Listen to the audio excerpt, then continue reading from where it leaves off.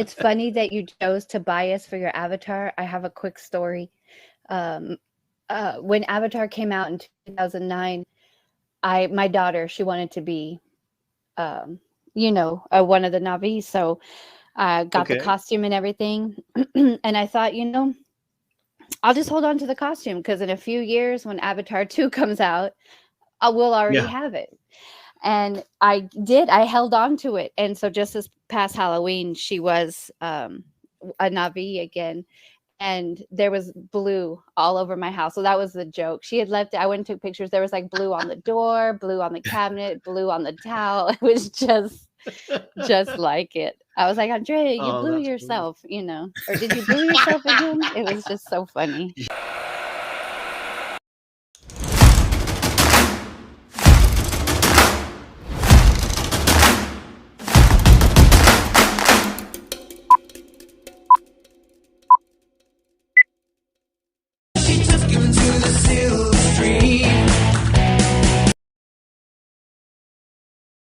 Ladies and gentlemen, you are not in Kansas anymore. You are on the Silver Screen podcast.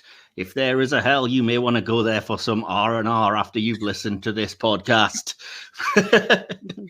Yes, so if that didn't give the game away, welcome back. We are the Silver Screen podcast. I'm your host, Mike Wilson, and today we are reviewing James Cameron's Avatar, the record-breaking, highest-grossing movie of all time, unadjusted for inflation. Thank you, Gone with the Wind. And I think we have a variety of opinions today on that one. So without any further ado, let me also introduce my fellow host, DK. Hello there. And we are joined by a returning guest from earlier in the season on Silver Screen. You will have heard her on our First Man review, which if you haven't, please go back and listen to it. I think we were very insightful. We all had good thoughts and opinions, and it was a fantastic review and a good listen. So do listen to it. And welcome back, Sandra Eavenson. Welcome, Sandy. Hello. You all ready to talk about Avatar? Yes. Yes. Like I said, I think we've got a variety of opinions here, so it should be interesting.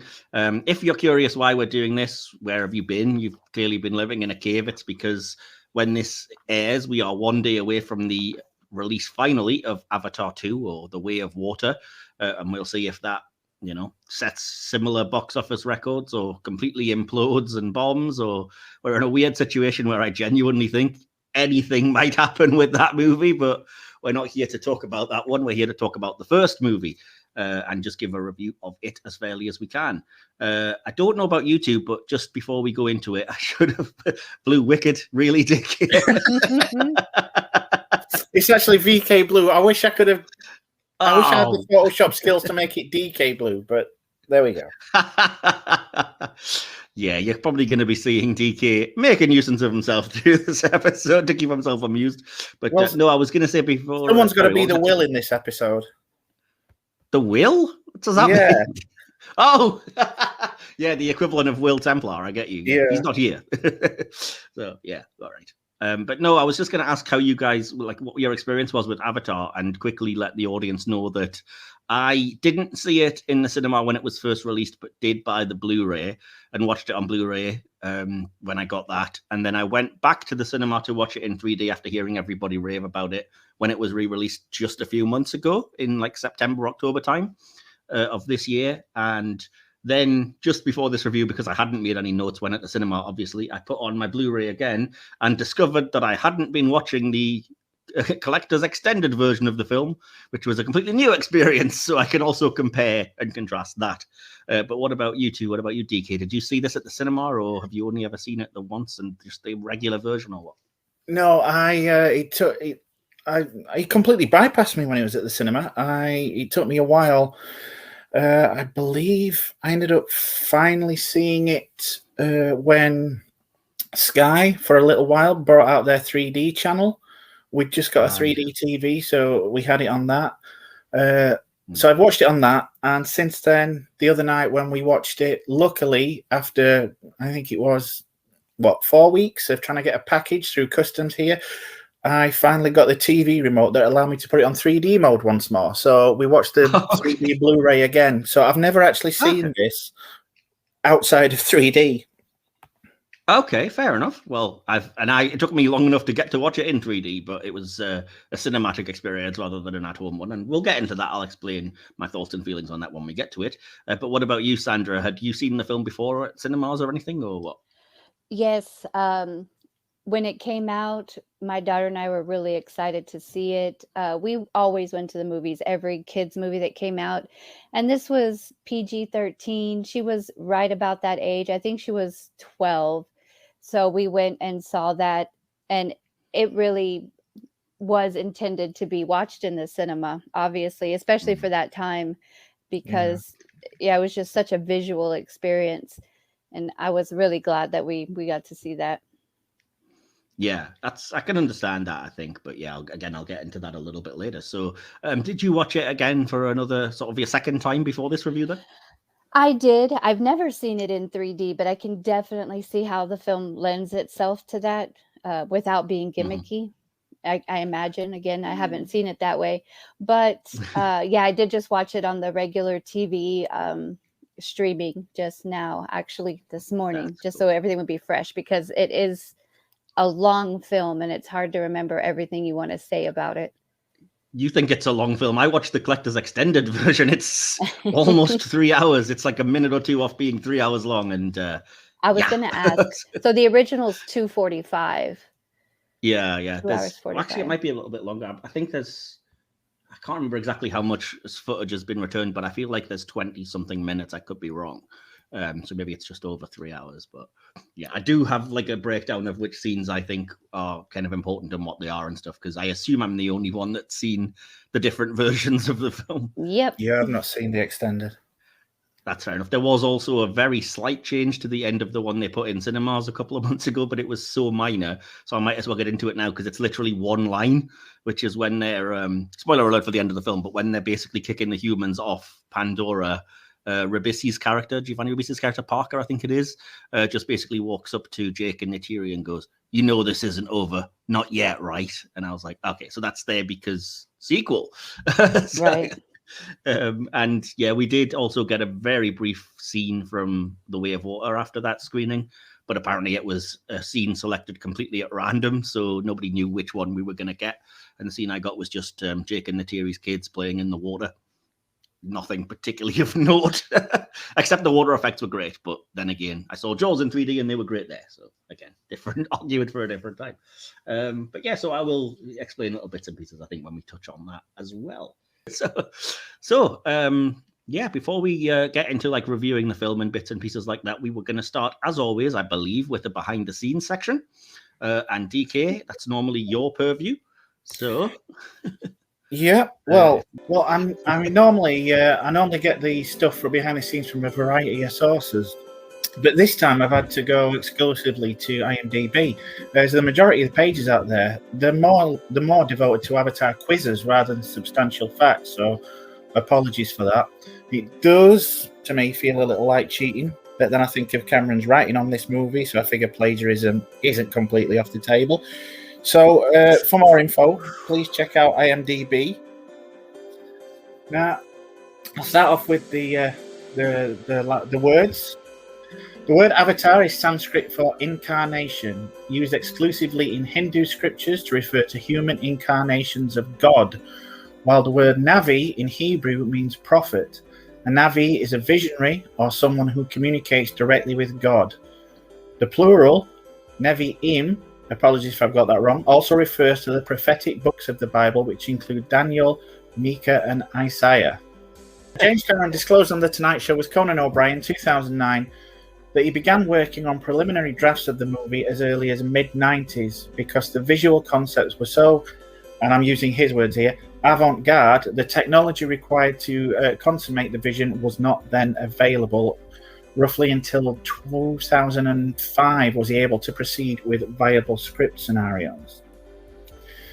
Now, going back to language, the Navi language was created entirely from scratch by linguist Dr. Paul R. Frommer. Cameron hired him to construct a language that would be easy for actors to pronounce, but would not resemble any human language. So, as a result, Frommer created about 1,000 words that the cast and crew could learn. Now, Jake Sully's initials, JS, are the same as John Smith, the central figure in the historical and often romanticized story of Pocahontas, and the less said about that, the better. The film shares many similarities, obviously, with the Pocahontas story. Like John Smith, Sully is a member of an invading force who falls in love with a tribal princess after learning her customs, if you believe the Disney version. Cameron apparently was first inspired to make Avatar after seeing the 90s version of Disney. So, yeah. Of Pocahontas. Yep. Now, Matt Damon. Conflicting information, but okay, fair Yeah. enough. Now, Matt Damon and Jake Gyllenhaal were the studio's first choices to play Jake Sully, but Cameron decided to cast then relatively unknown Sam Worthington in the lead role. I guess he's still now relatively unknown. So. Yeah. Worthington said in an interview that it was easier for him to master the Na'vi language than the American accent, and that kind of shows up a couple of times. Now, to help the actors prepare for their roles, Cameron took the cast and crew to Hawaii, where they spent their days trekking through the forests and jungles in order to get a better sense of what it would be like to live and move around in the jungle on Pandora, since there'd be no actual jungle sets to aid and guide the actors and crew. Zoe Saldana even dressed up as a warrior during these journeys, complete with an alien tail symbolic of the one her character has in the movie. These hikes were only done during the daytime, however, as the cast and crew spent their nights at a four-season hotel. Now, the cigarettes that Sigourney Weaver's character smokes, they're entirely computer-generated, apparently. I read that and was so confused by that, because I was like, what was the point in doing that? It seems so weird. Such a complete waste of money, really. Yeah, that whoever signed off on the budget for that, come forwards for a slap. Now, unobtainium is a humorous, it has here, term used mainly in the aerospace industry. It describes a material that is perfect for an application but does not exist. It's extremely expensive or violates the laws of physics. Its chemical symbol is UO. Unobtainium is also a general concept term used by sci-fi enthusiasts for any fictional substance that's needed to build a certain device that is crucial to the plot of a sci-fi story. It was previously featured in the movie The Core, where the earth-boring vessel called the Virgil has a hull made from unobtainium to help it withstand the massive pressures inside the Earth's core. Unobtainium is also an anti-gravity element in the online multiplayer video game Skyrates. And finally, unobtainium is a term used by the Oakley Sunglasses Company, which refers to the material used in certain nose and ear pieces. According to the Oakley website, its properties allow it to maintain its grip despite the presence of perspiration. Right.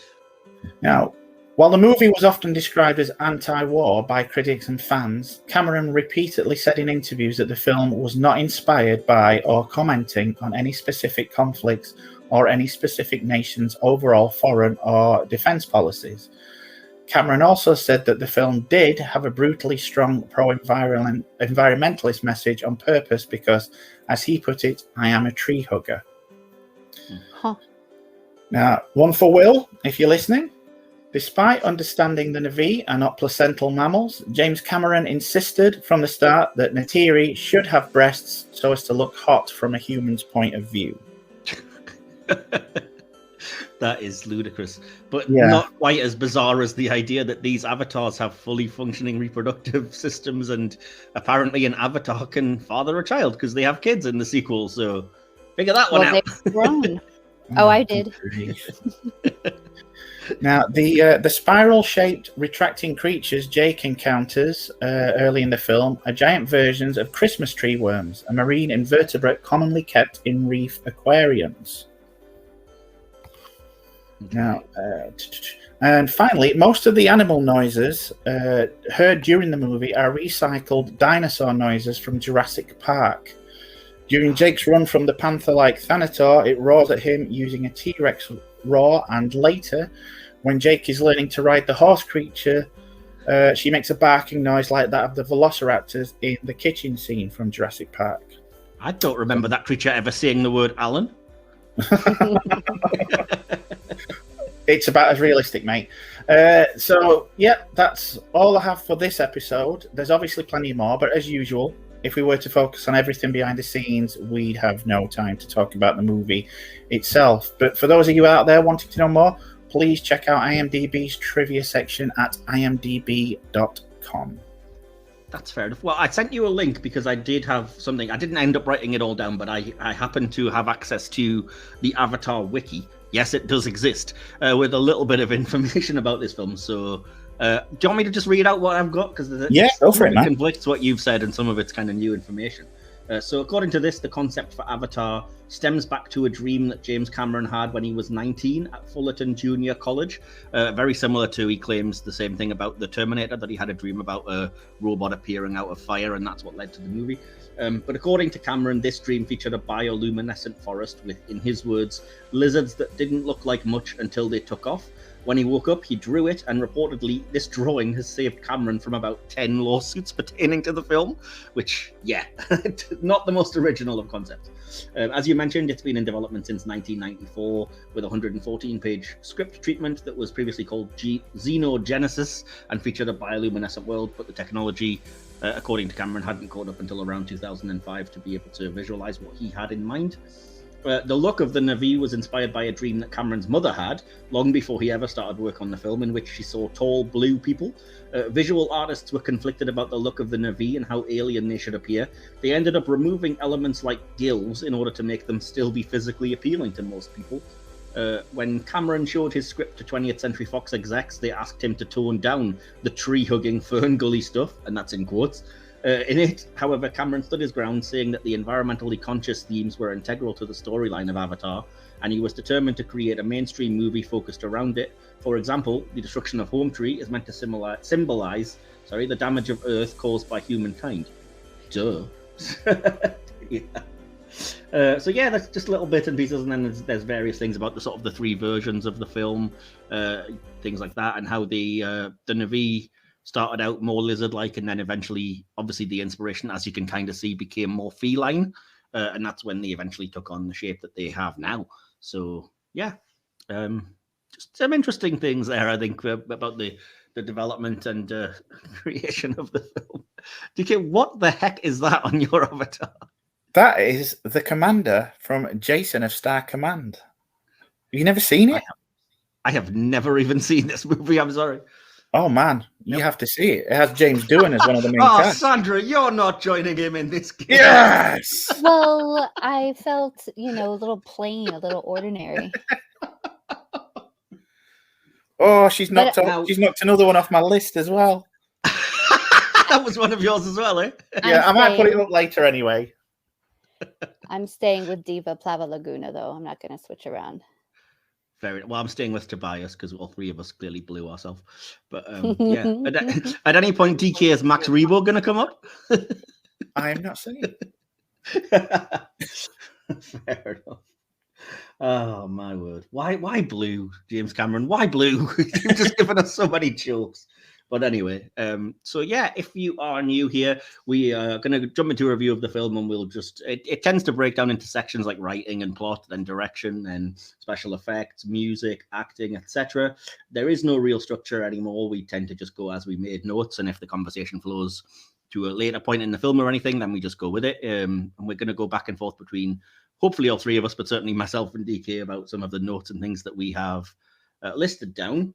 So the first thing that I kind of wanted to look at was the writing and the plot, if that's okay with you guys. It is. Obviously, the first thing that we should say, as we've already touched on, is it's not exactly the most original plot in the world. It is Fern Gully or Dances with Wolves, or I'm sure you could name lots of others, including Pocahontas, like you did. But for me, it lives or dies by how unique its world building is. And I think that's where James Cameron kind of fell down a bit of a rabbit hole. Dr. Manhattan, love it. I will stop commenting on this at some point, and the audience can just look for themselves. But I just had to name that one. Anyway, so yeah, I think that's basically what we're going to be exploring here, because it would be well-trodden ground to point out that the plot is well-worn territory, shall we say? Right. Unless you guys have something specifically you wanted to say about that. I'm not a fan of this thing with regards to the writing. I think it's the least, the weakest part of the production. If I'm being completely honest with you, I've got, like you, I've written down, it's Fern Gully, it's Cameron's Aliens, it's Dances with Wolves with a dash of Philip K. Dick. And, anybody that's familiar with South Park has obviously seen the Dances with Smurfs episode. I just can't get past the writing on some occasions. It's very B movie. I think I said this to you before, that if it wasn't for the effects and things like that, if you were just on a script read through, it would feel like a direct-to-video thing. Huh. And I already said I don't agree with that assessment, but sorry, Sandra, go ahead. I was going to say I felt slightly different about that. I mean, it's not obviously Academy worthy. I do agree. It's been done before, but some of the writing techniques I thought were well done because, James Cameron's obviously, very good writer, very deep into film, done a lot of movies, blockbusters. He always does everything big. And so I thought he was, I thought there were some aspects that were well done. I'm probably going to get a lot of stick for saying this. That's fine. That's interesting. I think he's incredibly overrated. No, don't get me wrong. He's made two of my, and he's made two of my favorite movies, Terminator, and Terminator 2, obviously, Aliens, and I do love The Abyss. I think he's best when he's taking ideas and cribbing ideas from other people and then adapting them. I don't think he's original as he likes to make out. I'm sorry, I'm probably going to get a lot of hate mail for that, but as much as I like some of his earlier productions, I think a lot of the time now he coasts on his name, which obviously you can do after a while. There are other directors that are guilty of this. I'm not going to go into it right now. That's for another time. But I think he bases a lot of his productions these days on other people's ideas and other setups. And yes, they're good because he throws a tremendous amount of money at them. But I think as a director, he's good. But I think as a writer, I think he's kind of lost it a little. I'll keep my mind open for when I watch Way of Water. But this to me seemed a bit of a hack job, if I'm being honest. Well, I am interested to hear the perspectives on that, though. Yeah, definitely the same. But it's never actually come up, but I actually have long said that James Cameron is my favorite director. So that's obviously a slightly differing opinion to yours, DK. I've seen all of his films with the exception of Piranha 2: The Spawning, because I know he disowned it for a long time anyway, and there's contention about whether he directed it or the fact of the matter was that the producer kind of took it from him and did his own edit and everything anyway. But I did order that recently because I'm curious, so why not? And yeah, with the exception of that film, I think I would say every one of his films is good to great. So yeah, Terminator 1 and 2, Aliens, True Lies, Titanic, and Avatar. For me, that's a pretty outstanding body of work. Yeah, but to me, True Lies is as much James Bond as Austin Powers is. He makes decent films and he has some good set pieces. He got some good action sequences. But everything, in my opinion, seems cribbed from other movies. You can see the exact same. So quotable. True Lies is one of my favorites. Yeah, but your argument is literally verbatim what you could say about like Quentin Tarantino. Like, he makes great things, but none of his ideas are original. So that's it. But I don't think Quentin Tarantino portrays, and I could be wrong. I've not seen any recent interviews with him, but there's a kind of arrogance with Cameron that I don't. Oh, there definitely is. Both him and Tarantino. Yeah. I think he believes his own hype a lot of the time, and when it comes to nailing crew members' phones to a wall with a nail gun and acting like heavy when it comes to the studio, I think if you tone that down a bit, I would appreciate the guy more. Not that I don't like him, but I think the arrogance, it comes across as a bit of a narcissist to me, and I think he hasn't earned that right in recent times to act like such a heavy. Yeah, just to clarify, I can't stand the man on a personal level, even though I say he's my favorite director. I'm looking at the work here. But yes, personally, if I was to meet the guy, I would probably punch him in the face, as indeed Ed Harris and several people reportedly have. But yeah, I mean, like I said, I'm not here, remarking on him as a person so much as on the work, because let's be honest, Alfred Hitchcock, Stanley Kubrick, a lot of visionary genius directors turned out to be pretty big assholes in the end. Well, I mean, Kubrick can get straight in the bin anyway, as far as I'm concerned, just for what he did to Shelley Duvall. Well, this is my point. I mean, like I said, you have to we're looking at the work rather than the individual person. But yes, Cameron is rather a vile individual, judging by a lot of his reported behavior on sets and the way he treats people, and even some of his random comments and things. His Wonder Woman comments from not long ago were pretty, let's say, tone deaf, to be generous at the very least. I didn't hear that. Yeah. What was that? It was ridiculous. It was something stupid like Wonder Woman purports to be feminist, but it's not, because it's all about emphasizing the female form and breasts, and real feminist characters are the ones that look manly, like Ripley and Sarah Connor, and Wonder Woman has no right to call itself feminist. And I was like, dude, shut up. Maybe it's a thing where I have trouble separating the art from the artist. Yeah. But yeah, I think his attitude, it's like earlier when he says his work was so avant-garde, and it just feels like some 17-year-old film student coming up with the most pretentious idea and thinking, he's struck gold. And that's what Cameron has been to me recently, in recent years. And the whole thing about deriding franchise as well, at the same time he's now talking about Avatar 6 and 7. Wow. I think there's very little self-awareness in the man at times. Yeah, that's a different debate for another time, but everybody's doing that, and it's basically, let's have a pop at what is effectively becoming an easy target. But again, that's wide-ranging and goes way beyond James Cameron, although, as you said, the hypocritical nature of doing that when you are alternating Star Wars and Avatar releases supposedly every winter is a bit, rich.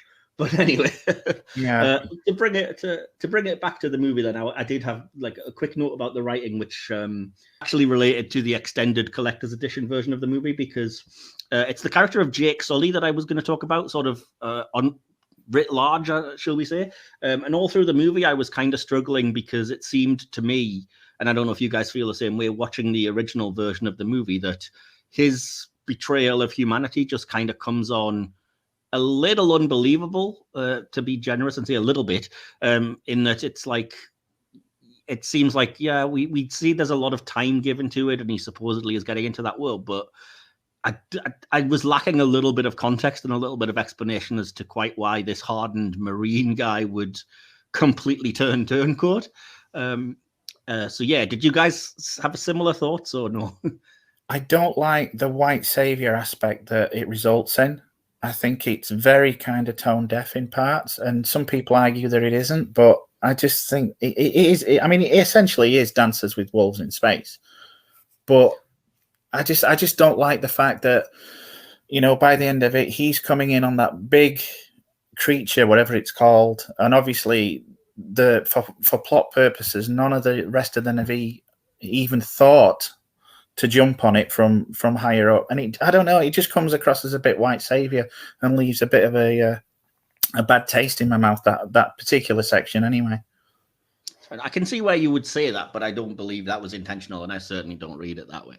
But yes, it's hard to deny the fact that certainly all of the actors that he has cast as the Navy are people of color. But yeah, with relation, quickly to counter your line, I don't think it was that any of them hadn't thought of attacking the Toruk from higher up before. He even says himself that his logic was kind of not sound on that front because it didn't work. It's not super clear, but it's like, I figured, it was clearly just a theory, and then it still kind of attacked, but it was just that he was able to tame it because, I don't know, whatever logic there is given behind it, fate or luck or whatever you want to call it, I guess. But yeah, certainly there's a bit of that. But no, in terms of like I'm saying, I kind of wanted to understand Jake Sully as a character and kind of like what was it that literally led to this, other than the obvious kind of, well, he got laid, kind of lame explanation, which is, even said by the bad characters in the movie.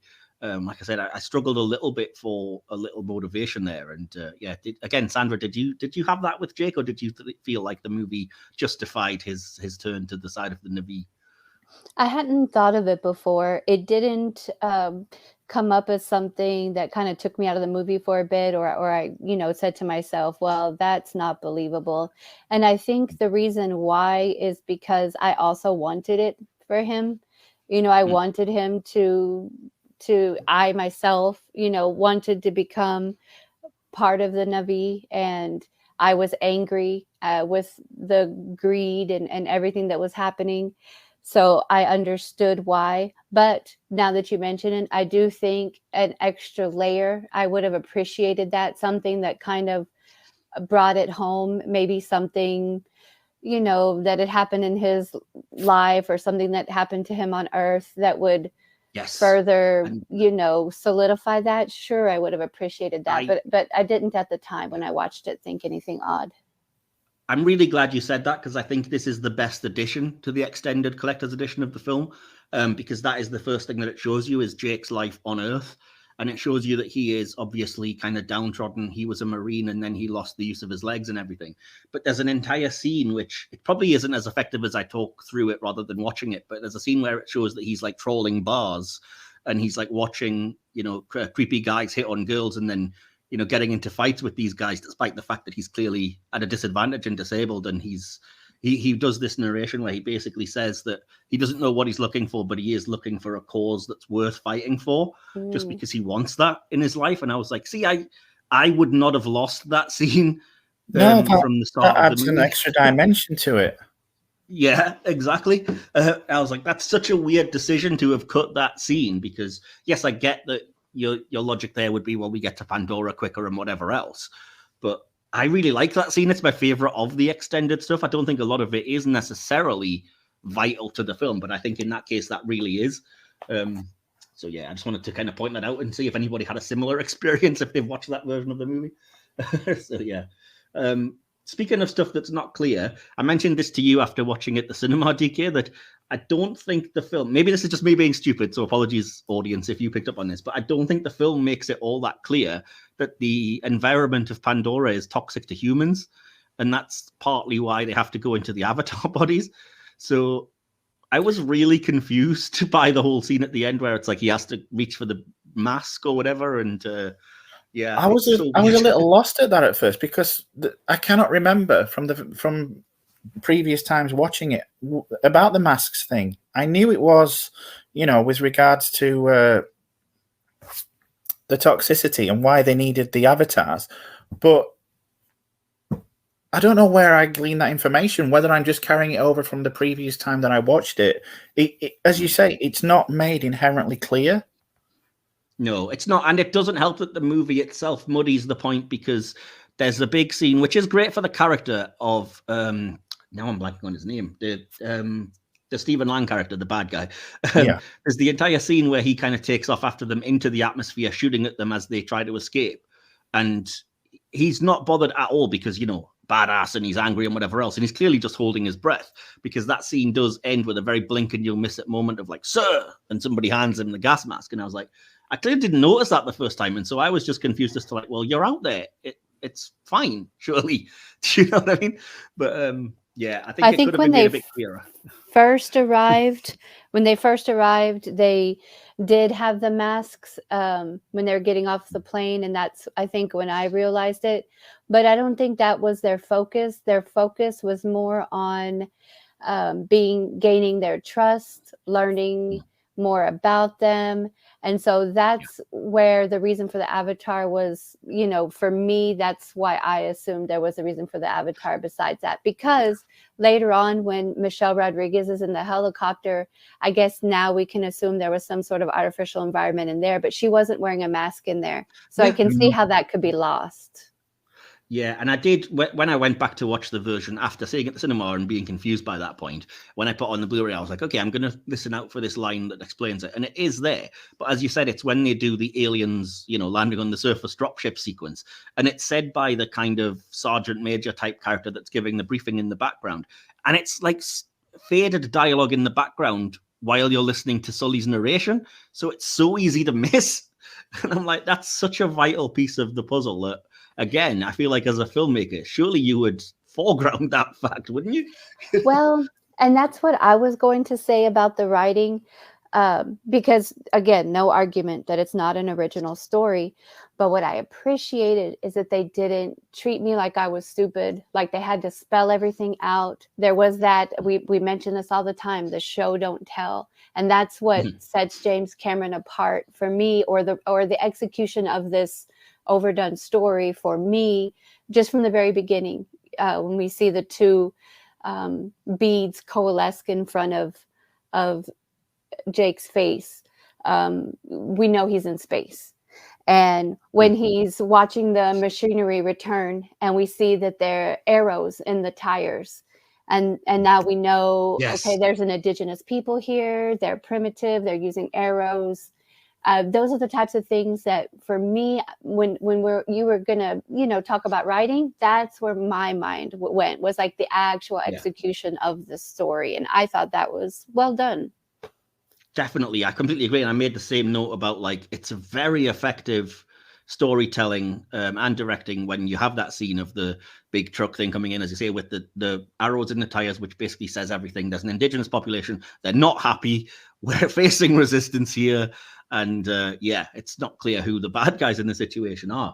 But again, forgive me the indulgence, but there is scenes in the extended version, because there's a couple, which develop this a bit further, which, again, I don't necessarily think you need. I think it works better as a shorthand, that scene that you already brought up with the arrows in the tires. But there are whole scenes in the extended version where they talk about how Grace had a school where she taught the Na'vi, which is kind of good because it also explains how they speak English so well, because she kind of explains as part of this that they picked up the English language incredibly quickly because they're intelligent enough to do that, and it's just a natural thing.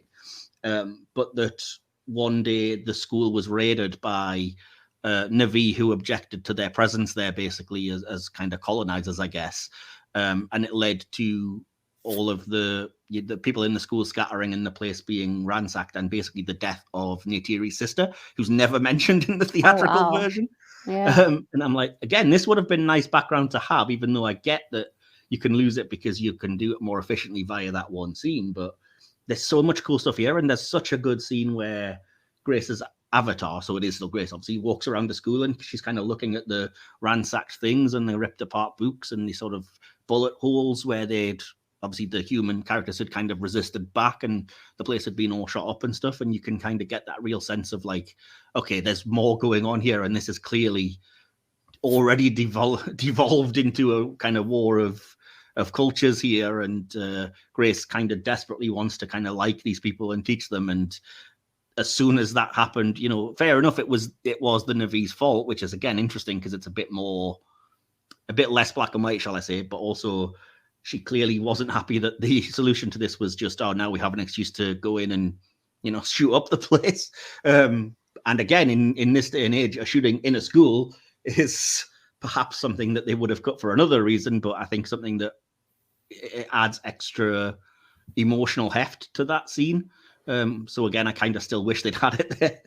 In fact, one of Jake Sully's lines, this is how it's done. When people are sitting on shit that you want, you make them your enemy. Then you're justified in taking it. Yes, I love that line. Yeah, it says it a lot very well. It shouldn't be a controversial statement, but I was still quite surprised that that's there, because it's like, that's very Iraq sitting on oil kind of thing, isn't it? So yeah. But yeah. Another reason I thought that they weren't very specific or didn't explain everything really well is because, balance-wise, that allowed them to gloss over a lot of the science so that it was plausible and it didn't stick out or look conspicuous if they were going over every detail previously and then just all of a sudden kind of ran through the science of the Avatar. I mean, they gave us some, but in that way, I thought it was balanced. Again, they just didn't dumb it down for us, but they also didn't over-explain it because, well, they couldn't, right? Because it's fiction. Yeah. And I think, again, it's a wise choice to boil it down to personal, emotional moments. So I really love the fact that Jake's entire thing, his entire sort of first moment is all about wow, I now have legs. So he naturally completely ignores all the briefings and the science and the safety and just thinks, I'm going to go running, which leads me to hate the character because it's reckless and stupid, which isn't great for a protagonist. But at the same time, I can appreciate that, like, if you were a disabled character and now you've suddenly got access to legs again, the first thing you would do probably would be go, wow, this is incredible. I want to go for a run. So, yeah. And that made me like him because to me, it was more of a childlike wonder. And the tail whipping around, and he couldn't, he had to get used to having a tail. It surprised him to have a tail. And then he immediately ran outside and then was just caught by the scenery. That's interesting. Yeah. I think I started off that way, and then when it got to the point that he was like still going, even though he was being screamed at by like Grace and Norm, and then he was like almost hit by one of the mechs that was like, watch where you're going, and he still just didn't give a crap and was like, I'm going to start trying to eat this fruit and run into the path of this danger, and I don't even know what I'm facing with these creatures. I was like, at this point, you're being really reckless, and I just don't like you, dude. And then Norm was forced to run after him, and they just basically looked drunk. The way they're running. It was like, I think my first, chuckle of the movie, just watching them trying to get used to their bodies. Yeah, I guess, yeah. Was there ever, past, a profit for the shareholders, was there ever an explanation of what unobtainium was for? They do say it powers everything. But basically, that's basically all you need to know. I mean, like I said, when you see the extended scenes of Earth, it is kind of made clear, which they already say in dialogue, that Earth is good. There's nothing left, and we are essentially dying as a planet because we have no resources, and yet we still, have power systems and need stuff. So I think it is just a question of it powers stuff. Yeah. Efficiently, very efficiently. Again, forgive me, this is going to sound like ridiculous bragging about seeing the other version, but there is another scene which I want to get into in the extended version, which says that it also apparently has some kind of bizarre electromagnetic properties, unobtainium, because they go into detail to explain that that's how the mountains float, which again just isn't explained in the theatrical version. No, that was the one thing that bothered me, actually. Yeah, the floating mountains. I was trying to figure that out.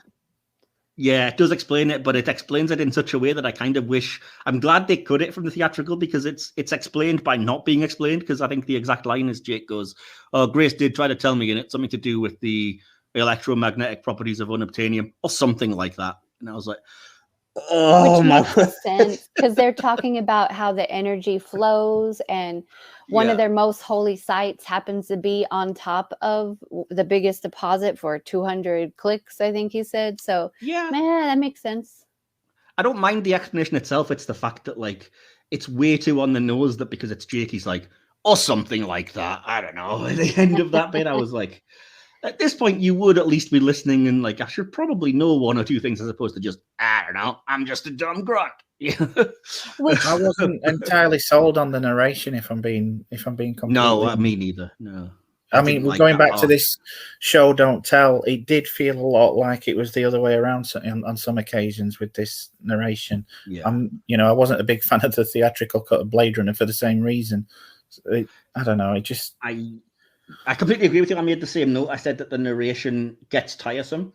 Like, I understand. I think it's there at the start because, again, it's a nice shorthand way to say, a lot of things that you can get through without the exposition. So, I've been in cryo. It's been 6 years or whatever. I had a twin brother. So this allows me to, pilot the Avatar because we have the same gene sequence and stuff. But I was like, then if you have sense, that's when you drop the narration.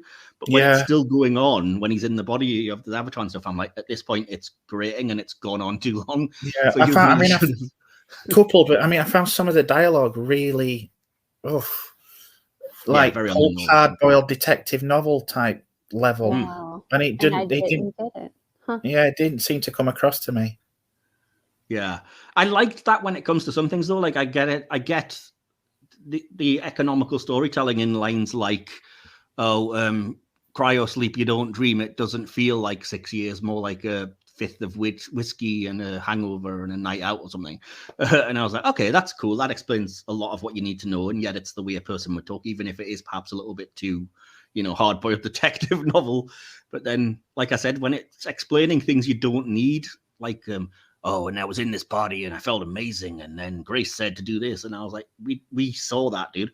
We don't need you to explain things we can see. But anyway, but yeah, that was just clearly that wasn't an issue for you, Sandra, I guess. Yeah, I'm sitting here wondering why it wasn't. I mean, I guess because there was a mechanism, right? It was the voiceover was left over. He's journaling, right? And so it's just continuing as we go back into the avatar.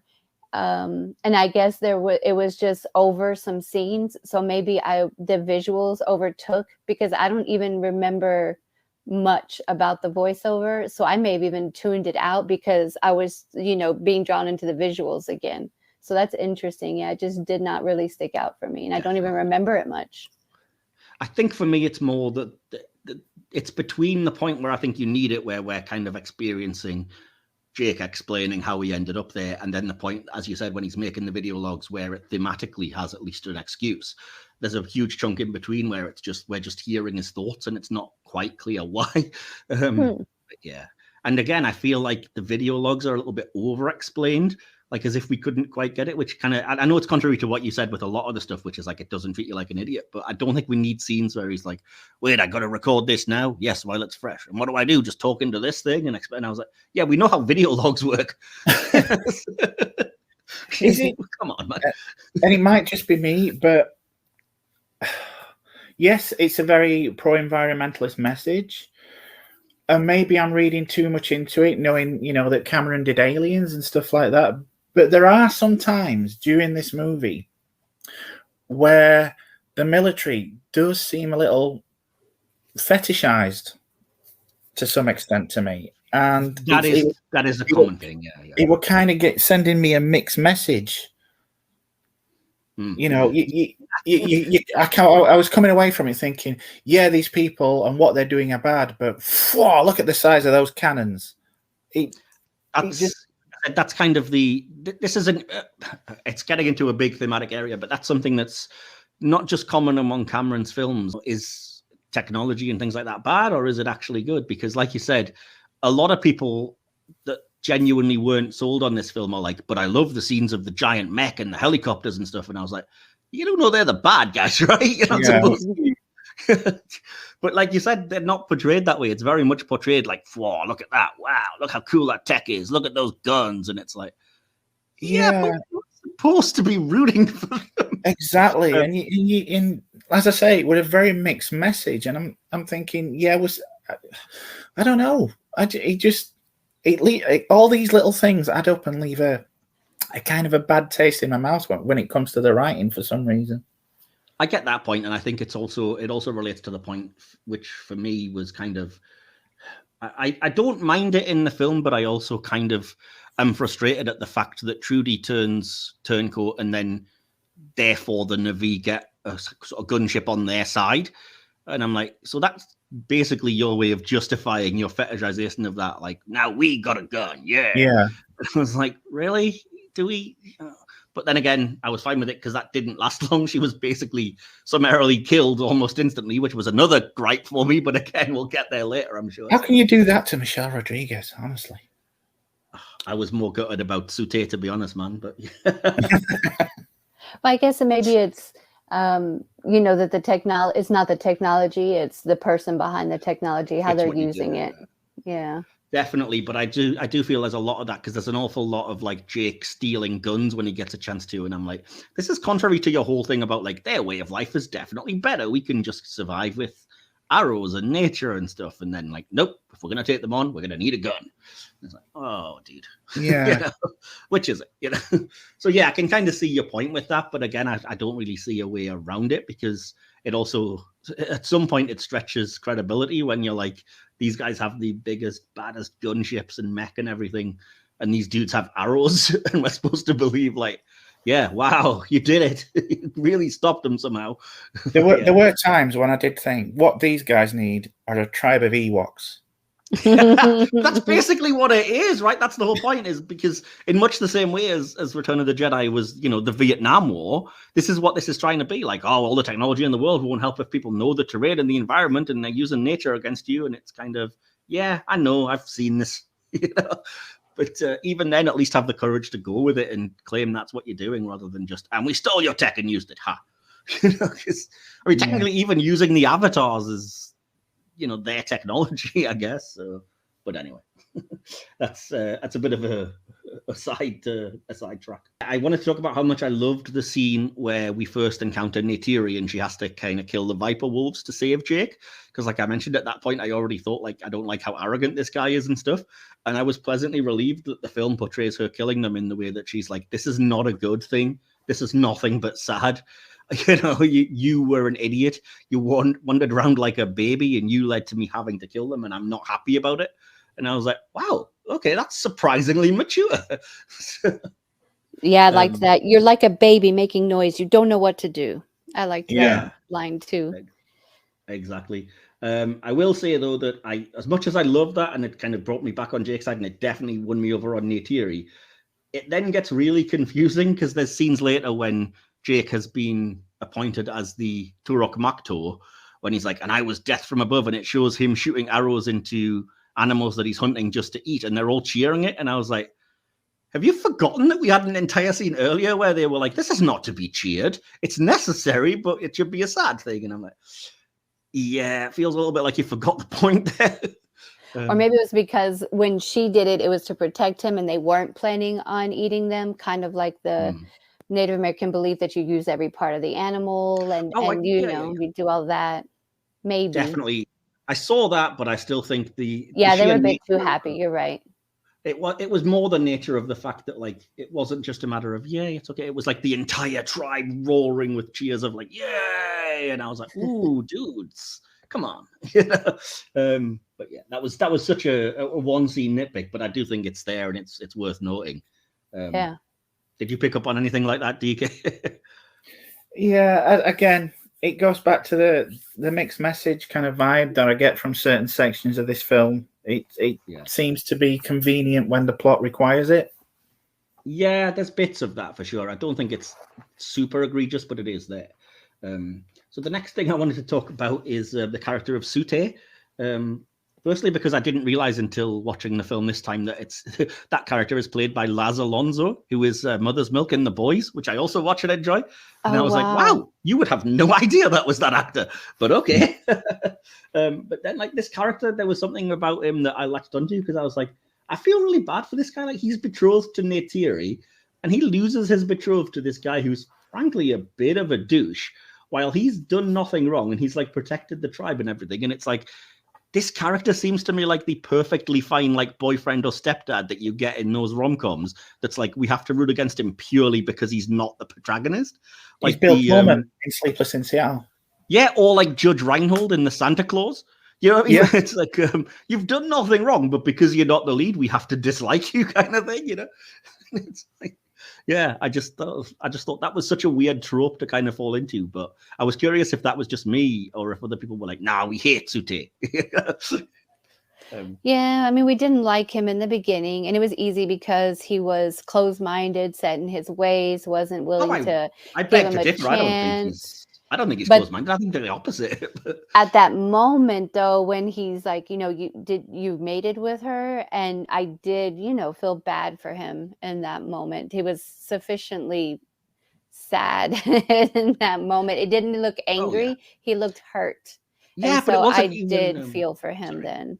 I didn't hate him. It wasn't even that won me over, though. It was the fact that, yes, I get that, it's the Turok Makto, and that's a special thing, and everyone kind of drops to their knees, but, he has every right to be pissed off, and yet when Jake approaches him, he's like, yes, I honor and respect you, and I will lead the tribe for you and everything. And I was like, this dude is the nicest, most mature dude on Pandora. And again, Cameron's like, so he's dead. Yeah. Poor guy. Yes, it was so... he had such a disservice with that. By the way, it's much worse in the extended version of the film. No. Oh, God. It goes back to him to find him dying on the ground, and he basically begs Jake to euthanize him. And I'm like, no. No. Yeah, I'm glad they left that out because I thought he went out like a hero, right? He took out 7 guys with just his bow, arrow, and hands before, meeting his untimely death. That was the one scene that I was really uncomfortable with still being there. And I was kind of like, it's purely transparently to make Jake the hero, because he gives it the whole like, now you can lead the tribe, you must take my place and you will be the one that leads everyone, but I'm in such pain, you must do this for me. And Jake's like, oh, well, I don't want to kill you, I won't kill you. And he's like, no, you must, you are the honored Turok Makto, and I am. There is a really sweet moment which Laz Alonso, the actor, sells me on, where he's like, don't worry, I've had such a full life, I never thought I'd fly with the Turok Makto, and yet I have. And it's like, all right, that almost makes it worth it, but you still got done dirty, man. Yeah.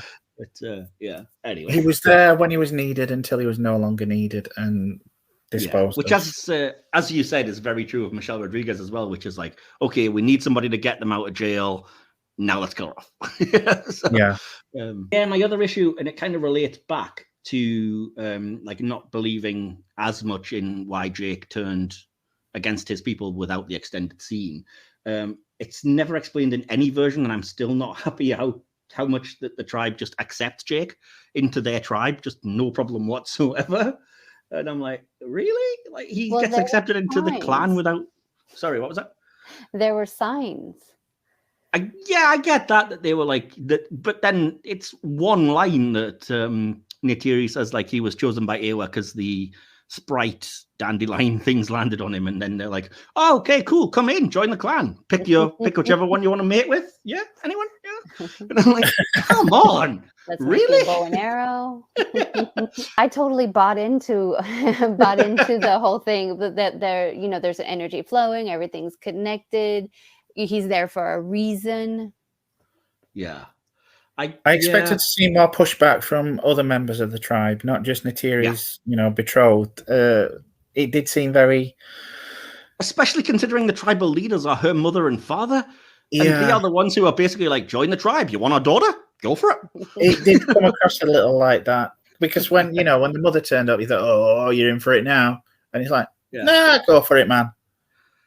Yeah. And can I just say, the actors playing her mother and father, CCH Pounder and Wes Studi, two of the greatest actors and completely just underserved in this movie, unfortunately. But yeah, anyway, that's neither here nor there. I did want to say as well, I kind of liked, this is another double-edged kind of compliment, is that I loved that Grace kind of explains in scientific terms the nature of what it is that the Pandoran people, the Na'vi, look on as mystical, because she explains it via the metaphor that it's like connections to the human brain, or like a wired, internet connection that transfers data, so that effectively the planet is just a giant neural network. And I was like, I did like that, yeah.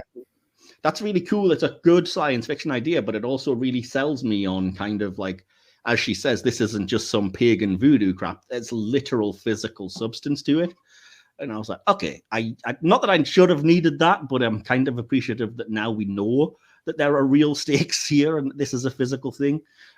But contrary, on the opposite side of that, I really don't like that at the end when Grace dies, I don't think we need that scene where she's like, I'm with Eywa, she's real. I was like, oh, dear me.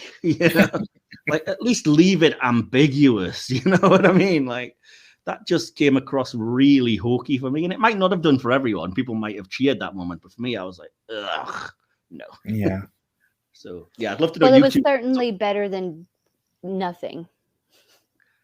Maybe, but see, I don't know. I think I would have preferred nothing.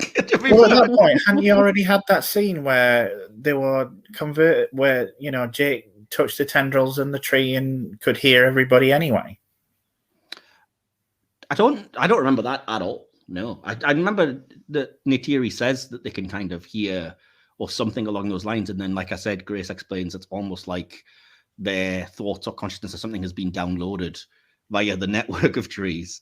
But then, like I said, they do explain that Neytiri's mother is basically like, well, she's very weak and we can't just transfer her. She has to go to Eywa, which is this network first, and then be transferred into the Avatar. And I was already completely with, maybe because I'm just such a sci-fi nerd, that I was like, okay, now I understand that she's in the neural network part, the planet as a whole. And that's kind of similar to where people apparently go when they die, kind of thing. So again, I was perfectly fine with that. I didn't need Sigourney Weaver going, oh, maybe I'm with God. I was like, no, just don't do that. But maybe that's just me, because Sandra, clearly you did like that and you thought you did need that. So I appreciated the closure. Yeah. Okay, fair enough. What about you then, DK? Yeah, I'm sorry, Sandra, but I'm with you, right, Mike, on this one. It's I think a lot of things were unnecessary, and that was one of them. Yeah. It's only one line, but I just think it was a bit hokey for me. I do appreciate that the Na'vi aren't totally stupid, so when they find out about Jake's mission, they actually act in exactly the way I would expect, which is to mistrust them and everything. And I get that you're supposed to be rooting for them at this point in the film and be like, no, believe them. But I was like, no, I'm kind of glad they don't, because it sells them as not completely inept when they were previously like, come on, join the clan. Yeah, but I mean, then a couple of scenes later, he turns up and all is forgiven. There's no sign of like distrust there at all. That's because he's the Turok Makto at that point. Oh, good grief! What? There's nothing wrong with that plot device. I mean, you take it or leave it. It kind of hinges on everything. But I was with that. I bought that. Like, there's only, again, they make pains to point out this has only ever been done 4 times in our history that anybody tamed this thing, and you were able to, so we will bow to you. Whether or not you believe that is stupidly convenient and stretches credibility, different matter. I don't love that. I believe that they would absolutely act in that way to him. I don't for a second believe that Jake would be able to do it, but then again, I'm not sold on this. He is the chosen one. And maybe that's why I didn't necessarily see it as a white savior, because I didn't want it to be like, oh no, he is definitely chosen by Eywa and this great person that will do everything. I was just kind of like, or is he just lucky? Yeah. But yeah. Anyway, again, that's a different argument, I suppose. But he's the 6th Turok Makto. My mistake. I did write that down. Somebody will be screaming at the screen. So yeah, that was the kind of the. I'm loath to bring this up, but I'm curious if you guys think that is he kind of are you sold on the Jake as a chosen one narrative, or do you think he's a complete Gary Stew, the male equivalent of a Mary Sue, which is where I'm kind of leaning personally? I think Cameron wants it to kind of be one thing, but the fact that he wants it to be one thing makes it the other entirely. And what about you, Sandra? Were you sold on the idea? I was, because it was just more like it was meant to be, almost like predestination. I would even go so far as to say the fact that he lost his brother and he had to take his place, that he'd been humbled by losing the use of his legs, and then that he was chosen, and that later on, during the big fight where she was like, Eywa doesn't choose sides, she just listens, but she ended up choosing the side. She listened to him. And, maybe they might not have been saved had it been anybody but Jake. So that's why I guess I had that running throughout the whole thing. And so it made it a lot easier for me to believe. But then also, I feel like my original experience with this movie, seeing it with a child and seeing it as a bit of a children's movie too, not just purely science fiction, might have had a lot to do with my differing view on some of these things. Yeah, I see what you mean. The first half of what you said was kind of selling me, and I was like, oh, I wish they'd kind of maybe emphasize that a little bit more. But then the second half of what you said was kind of like, yeah, that's kind of proving my point that he's just like, and again, I made the note that like him, suddenly all the wildlife of Pandora answering his call and coming should be hokey and ridiculous. But I would say Cameron is such a good filmmaker that, dang it, if it's not just a great punch the air moment anyway. But again, I don't necessarily need to read that as, oh, they've answered your call, Jake. I'd rather just leave it a bit ambiguous than him be responsible for the entire planet ecosphere helping out or something. But again, that's, I suppose that depends on how you personally read the movie, doesn't it? So, right. Yeah. Yeah. Great moment, though. I will say I absolutely sold on that moment, and I wanted that to happen at the time and was like, woo, every time I watched the movie. So points for that. And on a similar note, even though, like I said, when they start mistrusting Jake and Grace, I was like, yes, this is sensible. But I also bought that they would, or at least Neytiri's mother would kind of come to them, because the attack that follows that is so brutal and shown in such a visceral way that I was like, I can believe they'd be desperate and be like, if you claim you want to help, then we just need anything right now. So yeah, and again, kudos to Cameron, because those scenes are really hard to watch in how like I said, just how brutal and visceral and kind of realistic, I guess they are, with the kind of the sacred places just burning down and people being killed off. And it's like watching a war movie or something at that point. And Zoe Saldana sold that too, like with her acting and her pain. Yeah. Yeah, 100%. When did we start calling her Saldana? I noticed this on Jimmy Fallon the other day and was like, when did that happen? But never mind. Yeah, I thought it was Saldana, but now all of a sudden she's added the little. Oh, yeah, no, I guess it's regional. No, it's not. She was on Jimmy Fallon, and he definitely made a point of it, and she made a point of it, and I noticed they added the Enye on the end of her name all of a sudden when they put her on the sort of ticker along thing or whatever, and I was like, I wonder if this is just that she's put her foot down finally about not being that officially being her name and wanting that pronunciation. I'm fine with it. I'm just curious when that happened. I don't know. Yeah. Here it's always been that for me, but I know Saldana's with people with that name, so it just always that name's always been that for me. Oh, maybe it was a cultural thing. Maybe we, as the British, were the ignorant ones that were like Zoe Saldana for years, and every American's like, it's Saldana. I will have you note. British ignorant. So yeah, that was my notes about the writing. So I was curious, or the plot in general. So anything that I haven't touched on that either of you two wanted to discuss. For me, I thought also the pacing was very good, especially in the beginning. One scene led into another scene, led into something else. I didn't feel like there was a lot of filler. Of course, there was those scenes that I did agree with, some things that maybe didn't need to be explained versus the one part about Jake's past on Earth that could have been helpful. But other than that, I really thought that the pacing was really good for the first half of the movie, at least. Yeah, it's a weird one because I think, again, it for me, it boils down to whether or not you are on board with the world building. And I think that's a personal thing. Like, I know people, including good friends of mine, who really are sold and kind of devour everything about this fictional animal and, everything on the planet, the ecosystem and the language and everything.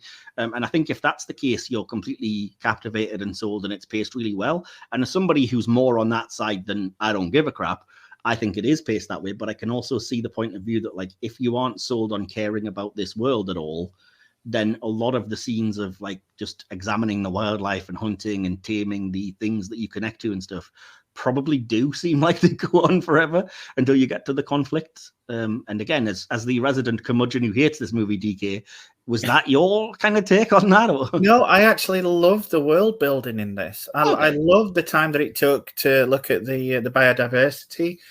The things that did leave me cold were the battles for the most part. So okay, right. Yeah. Yeah, okay. That's where my eyes kind of glazed over the big scene, which probably where when the guy fell to his death after that, and maybe right after Michelle Rodriguez's helicopter was blown up, I felt like that would have been a good time for Eywa heard you, and now the whole planet's fighting against them, because it went on for another I don't know how many minutes. I think I got up and pulled the trash out of the trash can and did a few things, and then came back to it when the planet started fighting back. I was just done with it at that point. Oh wow, it's so weird that we have such completely divergent opinions on everything, because I love all of that. That's my favorite.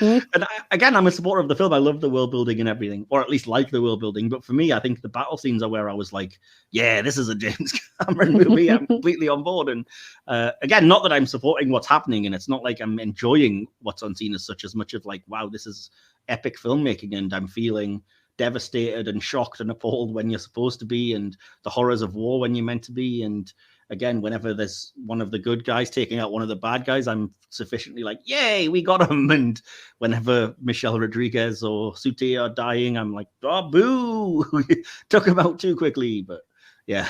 Yeah, I mean, even that final scene between, Worthington and Lang, it just kind of, don't get me wrong, it looks beautiful. There's not one scene of this thing that doesn't look beautiful, but it's just meh.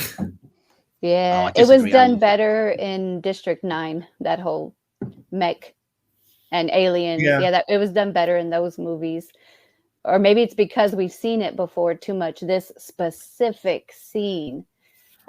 Maybe that's why. No, I was completely sold on it, but that's mainly because I think Stephen Lang is just probably the best performance in this.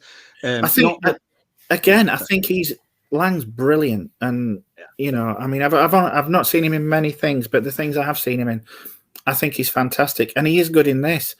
But I don't think the material he was given was all that great.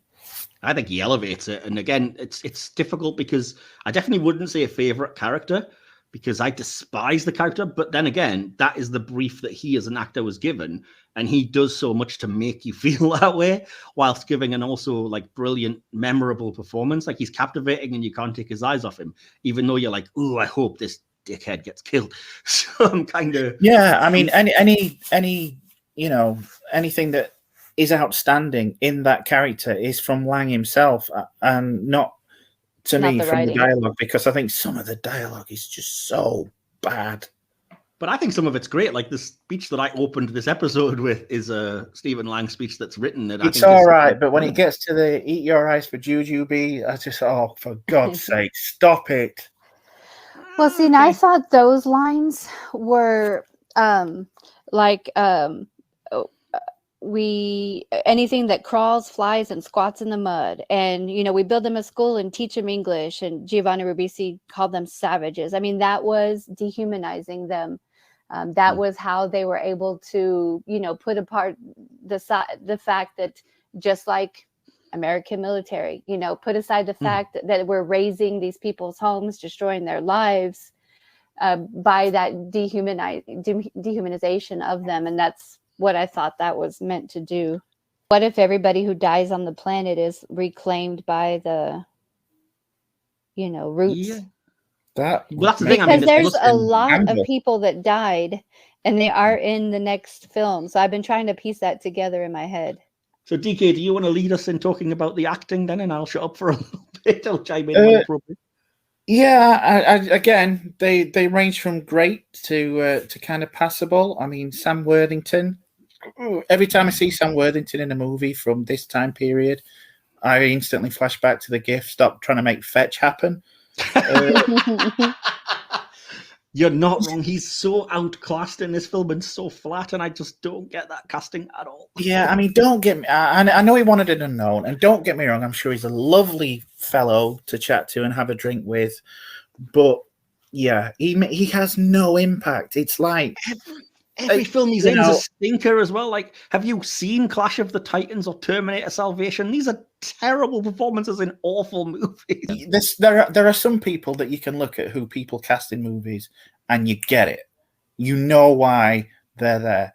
But people like Sam Worthington, as I said, I'm sure he's a lovely person. I watched him in a movie a couple of months ago, and it's just the same. It's like, and this is for the British viewers, it's like putting Ken Barlow in the lead role. Nobody, he's just kind of there. There's no, he's not dislikable, don't get me wrong, but yeah. No, it's very blank slate on which to project, I guess, yourself or whoever you want, but yeah. Sorry, yeah. Sandra, you were going to say. I agree. No, nothing? Okay. Okay. Saldana, she absolutely steals the movie. I would agree with the proviso that I would also throw Sigourney Weaver in there. Sigourney Weaver is good, but it's kind of the whole Sean Connery thing. Sigourney Weaver is playing Sigourney Weaver. Oh, yeah. And you can't really go along with that. I actually had a note later, but I'll bring it up now. Sigourney Weaver is supposedly, in her words, actually playing James Cameron. No, Sigourney Weaver as a character in this was likable.